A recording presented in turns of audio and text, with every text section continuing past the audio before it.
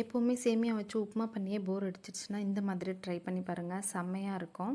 ஒரு பாத்திரத்தில் தண்ணி ஊற்றி கொஞ்சமாக உப்பு போட்டு தண்ணி கொதிச்சோன்னே சேமியாவை போட்டு கொஞ்சமாக வேக வச்சு எடுத்துக்கலாம். வெந்ததுக்கப்புறமா அதை தனியாக ஒரு தண்ணியை இருத்துட்டு சேமியா மட்டும் தனியாக ஒரு தட்டில் மாற்றி வச்சுக்கலாம். கொஞ்சமாக எண்ணெய் ஊற்றி அந்த தண்ணியில் எண்ணெய் ஊற்றி போட்டிங்கன்னா ஒட்டாமல் வரும்னு சொல்லுவாங்க. அதுக்கப்புறம் என்ன பண்ணணும்னா நம்ம கொஞ்சம் இந்த மாதிரி காய்கறிகள் சேர்த்து கொஞ்சம் வதக்கி எடுத்துக்கலாம்.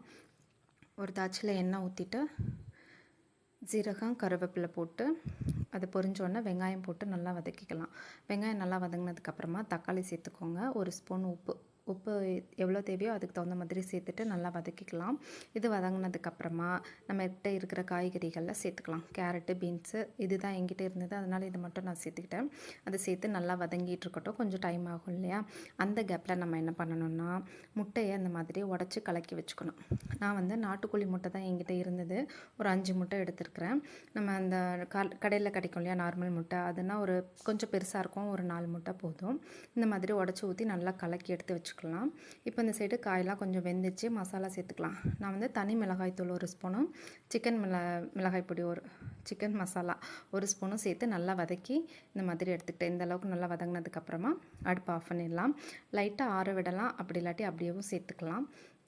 நம்ம உடச்சி வச்சுருக்குறோம் இல்லையா, கலக்கி வச்சுருக்கோம் இல்லையா முட்டை, அதில் வந்து இந்த மசாலாலாம் சேர்த்து வதக்கணும்ல, அதை நல்லா இதோட சேர்த்து மிக்ஸ் பண்ணிக்கலாம். அதுக்கப்புறமா நம்ம சேமியா வந்து வேக வச்சு எடுத்து வச்சுருந்தோம் இல்லையா, அதையும் இந்த முட்டை கலவையோட எல்லாத்தையுமே ஒன்றா போட்டு இந்த மாதிரி மிக்ஸ் பண்ணி எடுத்து வச்சுக்கலாம். இதோட கடைசியில் வந்து பார்த்திங்கன்னா கொஞ்சமாக கொத்தமல்லி தழை, உப்பு உங்களுக்கு கம்மியாக இருக்குன்னா கொஞ்சமாக உப்பு கூட சேர்த்து கலக்கி வச்சுக்கலாம்.